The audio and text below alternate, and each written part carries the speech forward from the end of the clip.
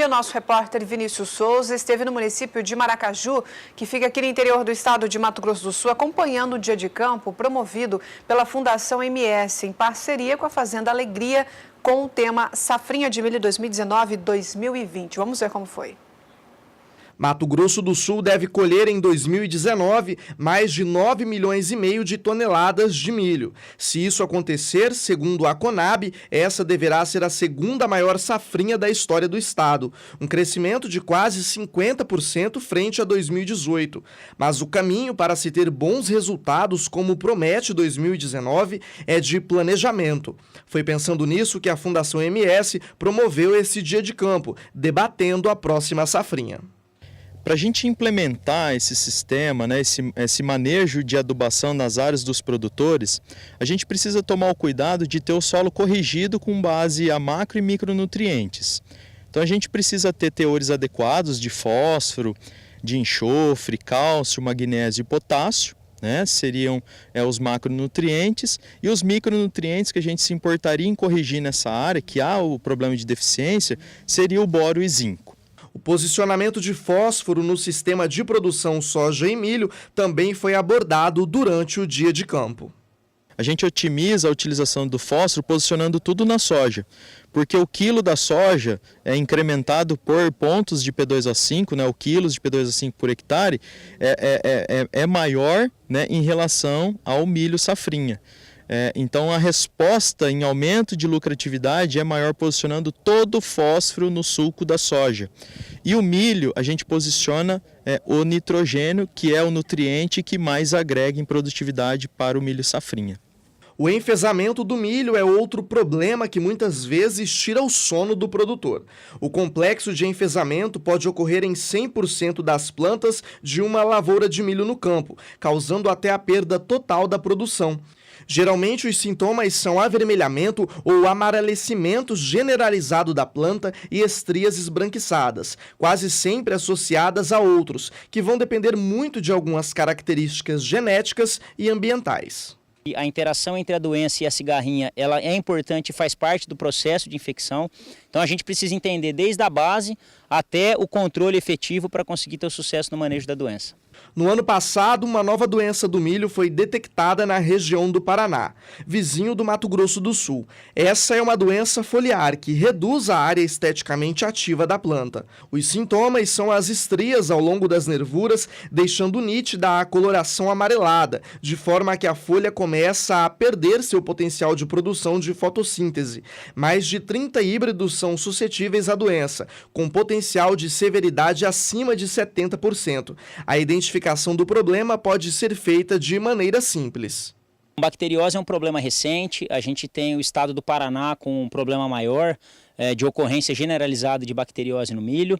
A identificação ela não é tão simples, mas tem um teste de campo que facilita muito a diagnose. Então a gente vai dar um exemplo, nós temos uma folha aqui, que vocês podem ver que tem sintomas de doença, então isso daqui são sintomas da doença. A gente ainda não sabe no primeiro momento qual é a doença que está causando esse sintoma.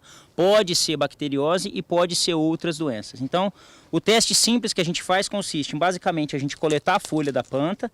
Então a gente coletou a folha da planta, faz um corte na região, então a gente tem a lesão e tem o tecido sadio. Então a gente vai fazer um corte nessa folha que abrange a região da lesão junto com o tecido sadio. A gente destaca um pedaço dessa folha, certo? E a gente faz um teste que a gente chama de teste do copo. Então aqui é a parte doente sadia. Então a gente pega um copo com água, qualquer copo de água transparente, um copo transparente com água, e a gente coloca a parte do milho dentro do copo. E espera para ver se vai ter um escorrimento de uma exudação, tipo como se fosse um melado que descesse da folha. E a gente consegue ver isso a olho nu. Então esse teste ele indica para nós se é bacteriose ou não. Se for bacteriose, a gente tem alguns cuidados a seguir. Se não for bacteriose, nesse caso aqui dessa área a gente já fez o teste prévio, não é bacteriose, então a gente fica na dúvida de duas doenças. Ou é a mancha branca ou é a cercosporiose. No nosso caso, mancha branca. Então, o manejo adequado seriam produtos que tenham bom controle de mancha branca para cessar o desenvolvimento do patógeno. Se for bacteriose, buscar por instituições que tenham um pouco mais de conhecimento sobre essa doença que está acontecendo de forma nova na região, para traçar as estratégias mais assertivas de manejo na lavoura a partir do momento da diagnose da bactéria. O Dia de Campo também apontou outras discussões importantes para o produtor, inclusive temas futuros. O produtor rural já deve fazer o planejamento da safrinha 2020. Isso porque no meio do caminho ele pode encontrar muitas dificuldades, como, por exemplo, os fatores climáticos. Em alguns casos sobra chuva, em outros falta chuva. Outros fatores importantes também estão ligados à correção de solo e ao melhoramento genético, que interfere no resultado final daquele material que vai ser colhido pelo produtor. A gente tem dados da Fundação MS, entre a melhor escolha de híbridos e a pior, 30 sacos por hectare de diferença. Então, para o mesmo material, mesmo investimento, mesmo ciclo, apenas a escolha pode te dar 30 sacos a mais ou 30 sacos a menos de produtividade por hectare. Resultados de 15 anos de pesquisa que a gente vem fazendo análise.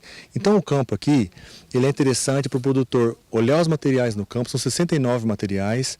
Nós temos uma cultura que é o milho safrinha, que está com uma rentabilidade apertada, né? Você tem um decréscimo de chuvas na safrinha, você tem geadas na safrinha. Então, o produtor precisa entender, conhecer os materiais, saber como posicionar, evitar os erros, evitar comprar o mesmo híbrido assim, da mesma empresa, utilizar só um ou dois materiais, diluir os riscos. E para isso ele tem que buscar o conhecimento. O fator genético também exige atenção. Muitos materiais não conseguem se adaptar ao ambiente. Então a gente teve até nos anos passados aí materiais que eram divulgados como materiais que davam 2 espigas, grande, não sei o que, umas espigas, altas produtividades, né? Só que isso é genótipo. Quando você chega no fenótipo, que é o jeito que ele se apresenta no campo, aí você vê que o material não teve aquele desempenho que estava sendo divulgado. Então esse cuidado tem que ser tomado. É tão importante quanto ver o material que é ruim, quanto ver o material que é bom para a gente poder evitar as coisas a mais, né? Evitar os erros, evitar as aplicações a mais, os materiais mal posicionados. É nessa linha que a gente tem que trabalhar. De Maracaju, em Mato Grosso do Sul, Vinícius Souza.